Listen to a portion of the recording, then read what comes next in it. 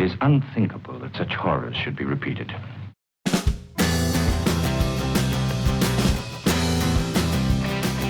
Hello, welcome back to the channel. Welcome to the channel if this is your first time. This is a video that is part of my deep dive into Ray Bradbury, so I'm going as chronologically as I can, but this one in particular is a little bit odd because of the reason why I did it now, and my original intention has changed as well. So I'll explain.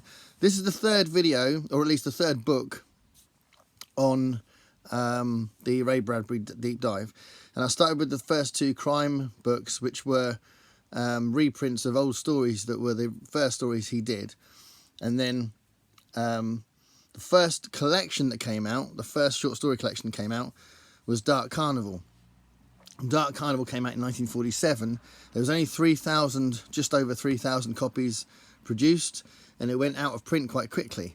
So it was like a moderate success, but it went out of print, and then there was a very short hardback reprint again in 2001, I think it was, and anyway, it's been out of print for a long time. And part of the reason why it's been out of print for a long time is because fast forward to 1955, and Ray Bradbury looked at it again. There was a plan to re-release Dark Carnival, and he decided that what he'd do instead is have another look at it and tweak some of the stories, take some of the stories out completely, and kind of rewrite the short story collection. And what came about from that is the October Country, and that's what I'm talking about today. So that's why I've done it so early, because most of it comes from the Dark Carnival. There was 4 stories added as well, so it was really weird. So the original Dark Carnival was 27 stories, and the first edition of this was 19 stories, because he took 12 out and added 4. So it meant that it was like a paraphrase of the original collection. So it's kind of interesting. It's because he felt like the original Dark Carnival stories were too weak or too violent, or not really what represented him at the time.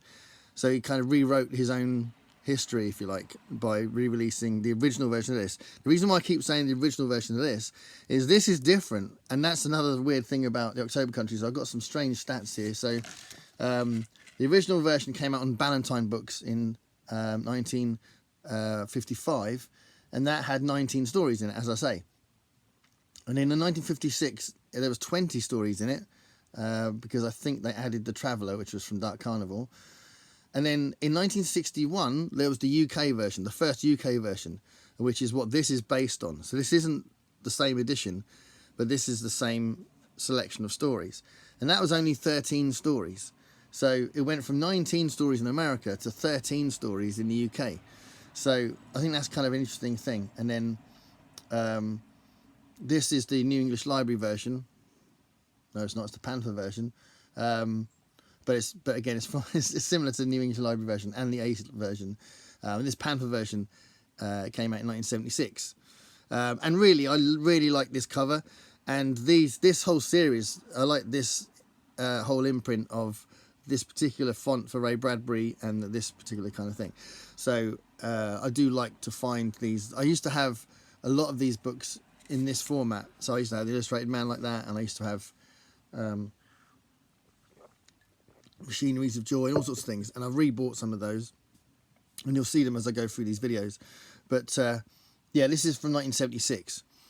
But the UK has a different version of the October Country to the US, which I think is interesting. So, don't know what's going on there.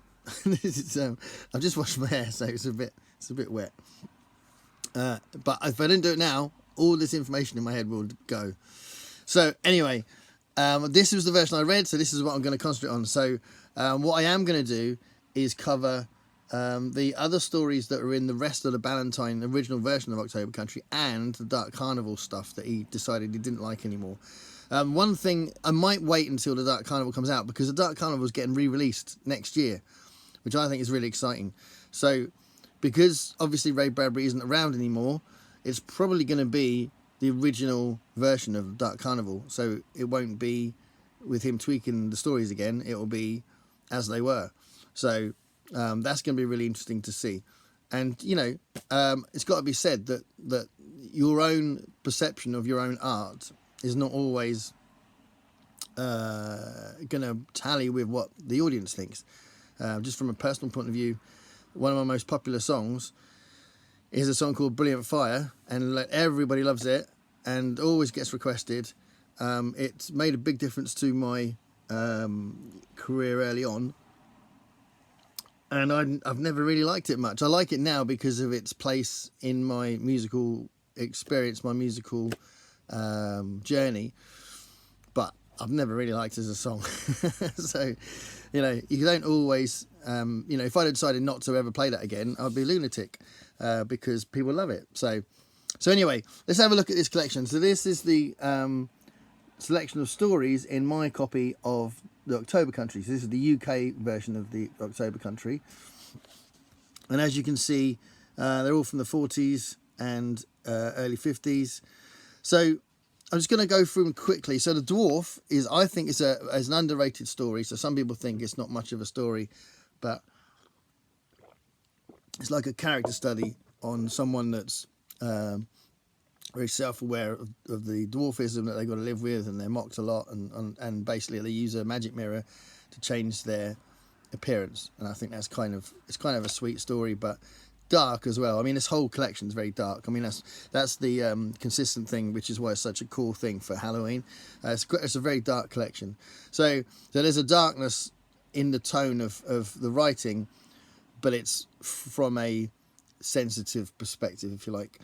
The Watchful Poker Chip of H. Matisse is quite funny because that's a story, it's quite Twilight Zone-y. That story is someone that gets really popular in the community for being an absolute nobody and being really normal, and it's just a really interesting way it's written. So that's good writing. It's Ray Bradbury. Skeleton is one of the best in the collection. It's about a man who is obsessed with this idea of being trapped in his own skin with this skeleton that he doesn't trust. It's really interesting. It's brilliant. Oh, can I just say, the original US version of this also has the Small Assassin, and I think the Small Assassin is I've already mentioned it, I think, in the previous video, because it keeps popping up in loads of different collections. But it's a fantastic story. So if you ever see the Small Assassin around, definitely read it. But it just popped into my head that was in the US version for definite. But yeah, Skeleton is a really, really good horror story, and the horror comes from a man's own perception of his own skeleton. And the ending is so good. The last paragraph, the last few sentences is so good. And it's the right conclusion for a story about a man who desperately wants to get rid of his skeleton because he doesn't trust it. It doesn't feel right in his skeleton. Brilliant. The Jar is a lovely story where it's sort of set in a carnival. You know, it's like a sideshow kind of thing, which is always a nice setting. And a man is persuaded to buy this jar with this amorphous, mysterious creature in it, and he's clearly been fobbed off and tricked by the carny that's selling him this jar. But it ends up being the story of a man who deals with a domestic problem that he's got using this jar, and yeah, it's brilliant. So that's a really good story as well. The Traveller is one of the stories in here that is about the Elliot family, and I think the Elliot family are a really interesting aspect to Ray Bradbury's history, because he was good friends with Charles Addams, which is a lovely thing to know because I love both people. I've talked about Charles Addams loads on my channel. I really love Charles Addams. I will be reading his biography in Non-Fiction November. Yeah, I really love Charles Addams, always have done. And they were friends. And obviously Charles Addams is very famous for creating the Addams family. And the Elliot family that appear in a few of his stories are kind of this sort of collection of characters that are a bit grotesque, a bit ghoulish, kind of vampire, people with special abilities, paranormal, that kind of thing, in this family. And The Traveller is about one of the like the girl in the family, and she doesn't leave her bed, but she travels around, like her spirit kind of travels around and affects the lives around her. And it's a really nice story, but I just think it's fascinating as well that it's kind of like a tribute, or it's certainly influenced by his friendship with Charles Addams. So I think that's really awesome. The Emissary was quite good, but didn't really hit me, but it's quite good. Touched with Fire is a really interesting one about these insurance salesmen that are trying to preempt the people around them, their kind of downfall, and they're following this old woman thinking that she's going to need their help. And I think that's really interesting. It's a really good book, good story, I think. The Scythe is one of the best ones as well. The Scythe is fantastic, and it's actually stayed in my mind since reading it. I think it's the title story, if you like, but it's not quite the same as that, because it's not death. It's not the character Grim Reaper, or is it? It kind of is, but it isn't, because it's about a man who becomes a farmer on this strange field where he has to keep reaping the wheat, and every time he does, it causes death. So you'll have to read it to get why and how and what happens, but it's brilliant. It's absolutely brilliant. It's very chilling. It's quite moving, and it does a lot in a very short amount of pages. So yeah, The Scythe is really good. Uncle Einar is another one that's from the Elliot family selection, and that's quite a sweet story about a man who flies around at night with his wings that are attached to him. He has wings and he flies around, but he's a bit self-conscious of doing that in the day, and then this thing happens that allows him to do it, and the kids in the family are really excited because he's going to go out in the day and fly. It's cool. The Wind is a really interesting, mysterious story about kind of like horrifying the wind, if you like, but the way it's written is it's not much of a narrative, but it's just beautifully written. It's just Ray Bradbury prose.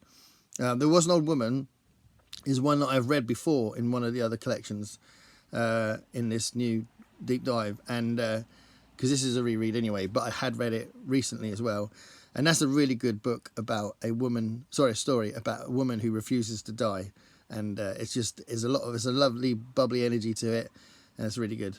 Homecoming is the first one that he wrote for the Elliot family, and it's again really good and really interesting, and it's kind of it sort of flips the nature of the family a little bit, because it's about an outsider in the family that's not weird, so that's quite cool.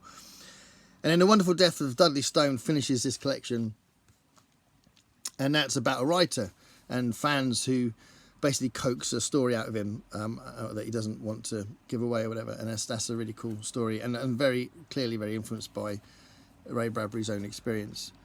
So yeah, I thought it's definitely one of the from memory, it's definitely one of the best collections, but reading it again, it really is a strong collection. There's tons of good stuff in it, and it's a good way to start, actually. I mean, from my memory, I liked The Illustrated Man and Golden Apples of the Sun more, but I'm about to read those, and I do think this is a good way to start regardless. Even if those two I'm going to end up liking more, this is a good place to start for Bradbury short stories.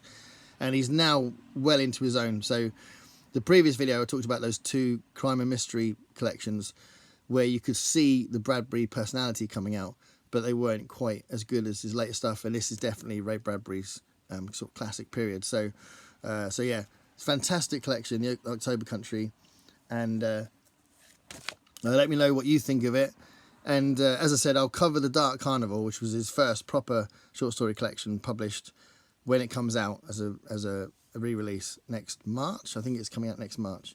So yeah, let me know what you think of Ray Bradbury in general, but the October Country. Thanks for watching. Bye.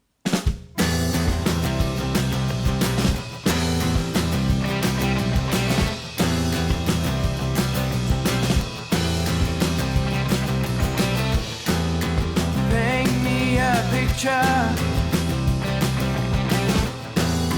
what it's like to